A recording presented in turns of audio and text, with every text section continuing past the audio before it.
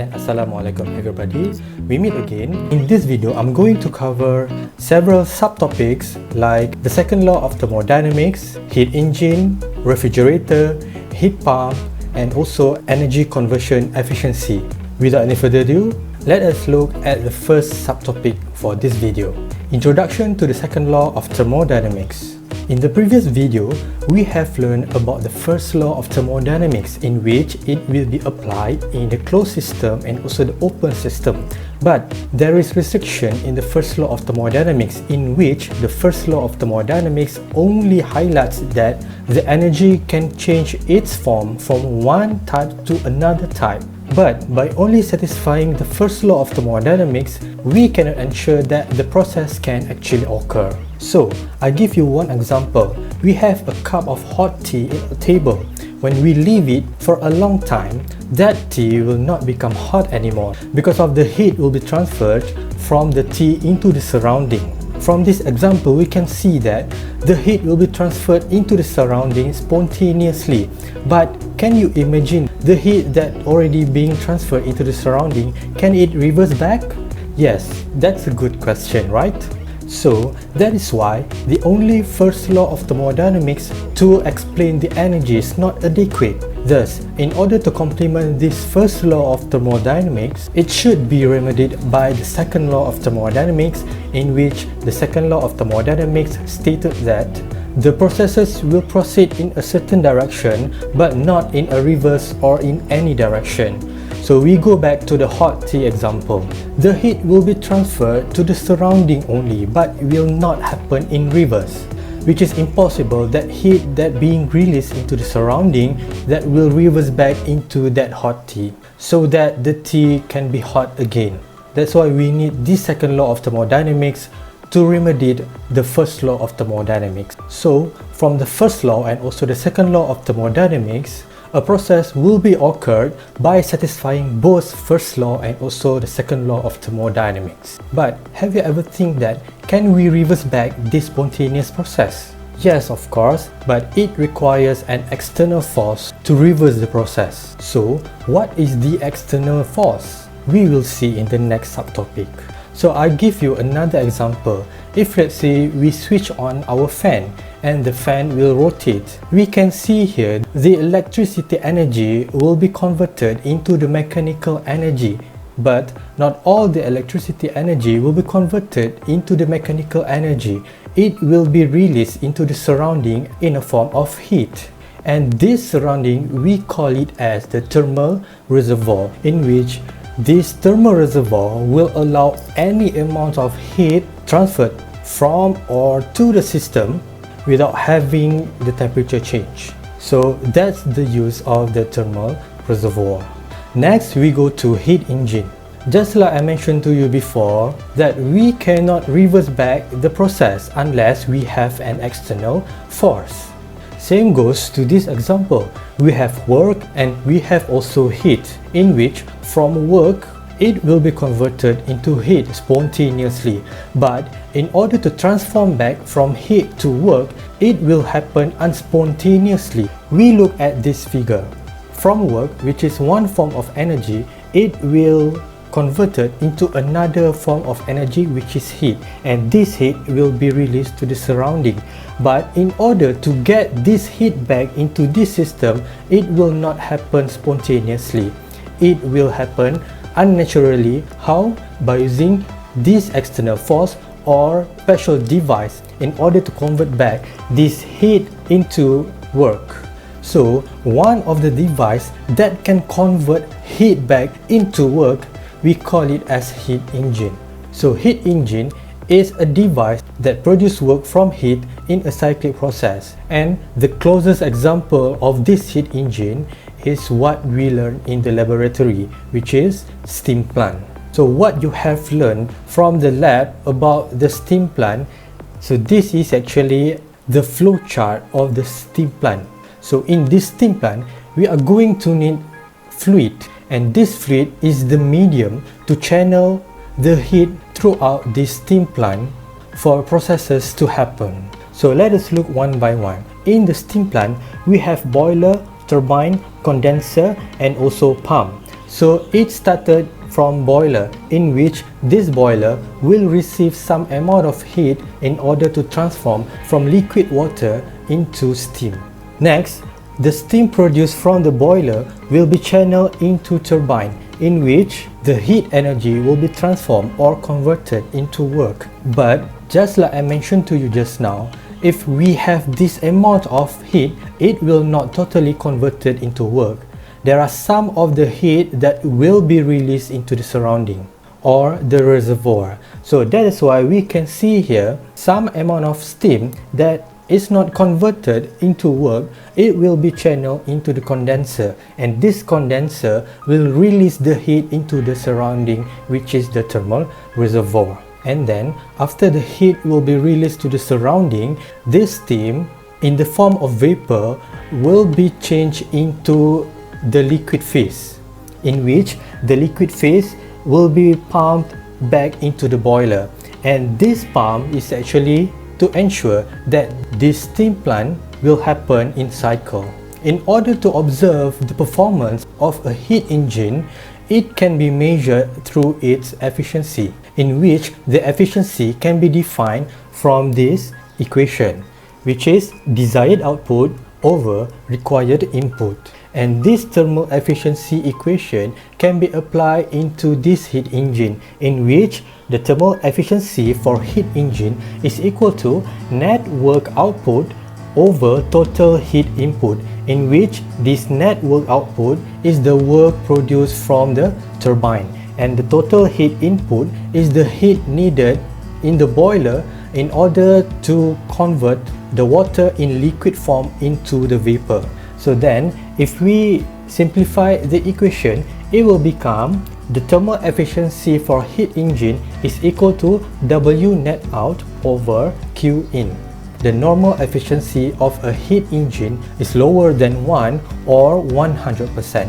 Just like I mentioned to you before this, the second law of thermodynamics will complement the first law of thermodynamics. So even though this heat engine, it applies more on the second law of thermodynamics, but the calculation of the thermal efficiency, we should start with the first law of thermodynamics equation, in which QH is equal to QL plus W net out. So how can we get this equation?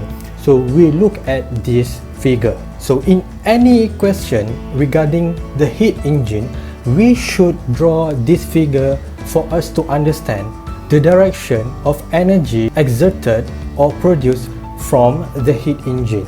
Just like this figure, we can see that the QH, the direction will go into the heat engine, and QH is actually the energy coming from the high temperature reservoir, and it will be labeled as QH. Then the heat engine will produce work, in which the direction of work will be coming out from this heat engine, and there are some amount of heat that will be released or wasted into the surrounding, in which it will be labeled as QL. So that is why we can see here the direction of QL will be coming out from the heat engine. So if you look inside this heat engine, there are 4 shapes that represent the boiler, turbine, the condenser, and also pump. And we can see here, this boiler will receive heat in order to change the water in liquid form into the superheated vapor.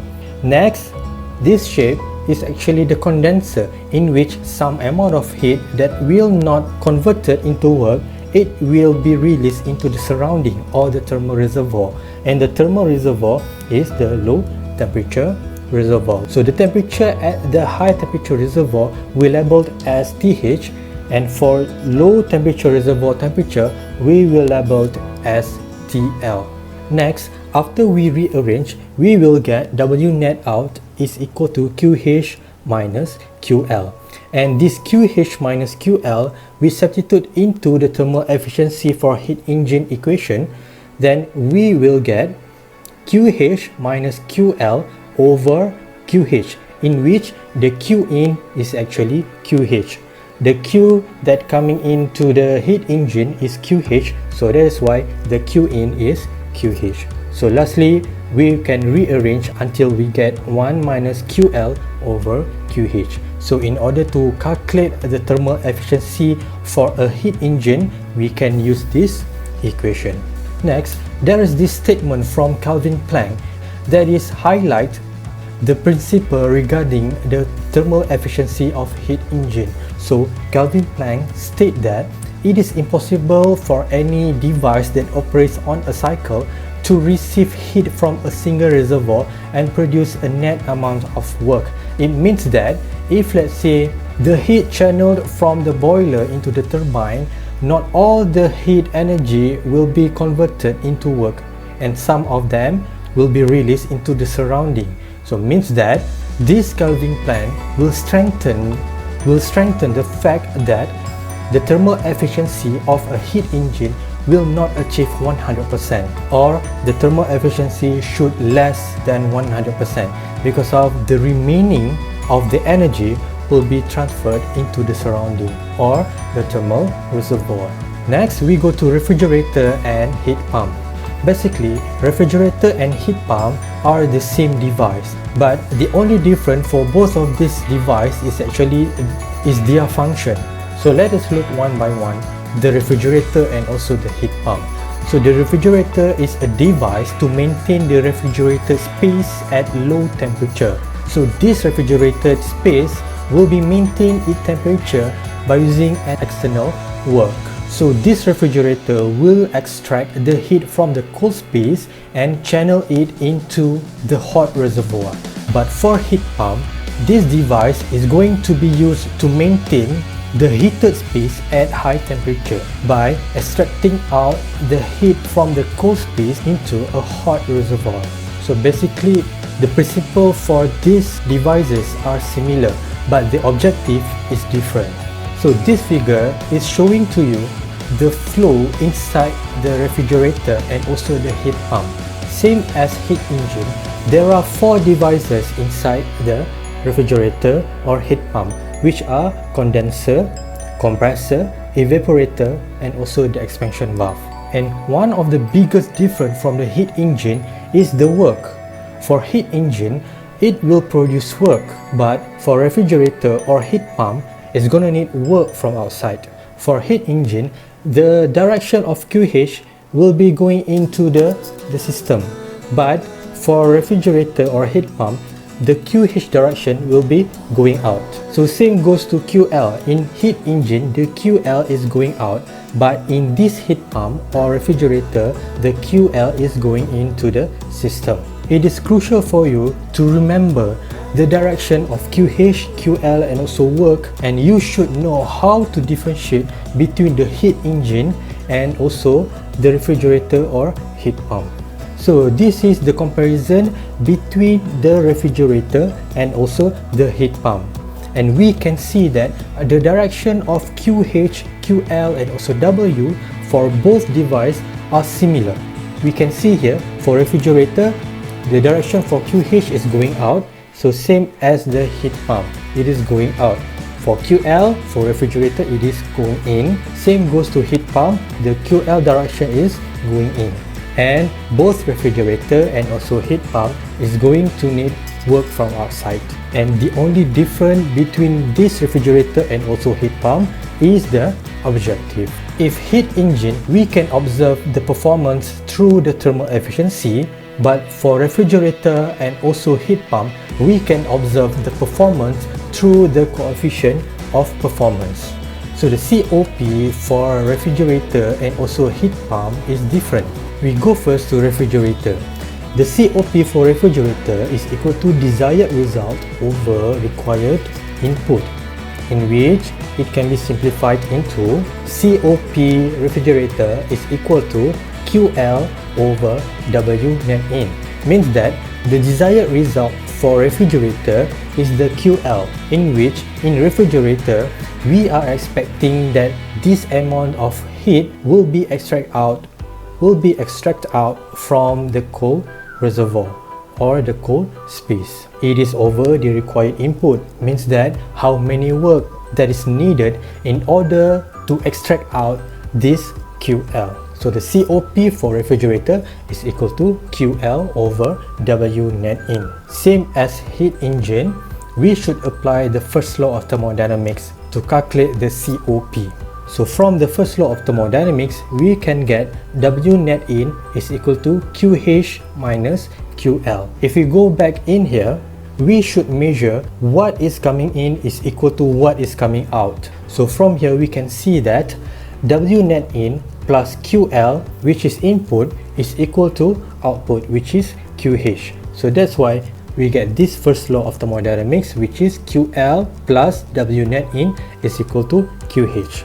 And we can rearrange, we will get W net in is equal to QH minus QL. And this W net in, we can substitute into the COP equation. And after we rearrange, we will get 1 over QH over QL minus 1. So the higher the COP, the higher the performance of the refrigerator. Next, we go to heat pump. So in order to calculate the COP for heat pump, we start with this equation, which is the desired output is equal to the required input. So the desired output for heat pump is the QH. The required input is W net in. So means that we are going to measure how much work is needed in order to maintain the temperature. So that's how we get the COP for heat pump, which is QH over W net in. Just like refrigerator, by using first law of thermodynamics, we will get the relation of the energy coming in is equal to the energy that is coming out. So we will get QL plus W net in is equal to QH. Then after we rearrange, we will get W net in is equal to QH minus QL. Then we substitute into the COP equation for heat pump. Then after rearrange, we will get 1 over 1 minus QL over QH. So if let's say both refrigerator and also heat pump are working together, so how can we relate? Is by using this equation, in which the COP for heat pump is equal to COP for refrigerator plus 1. This table shows to you the comparison of coefficient of performance between refrigerator and also heat pump.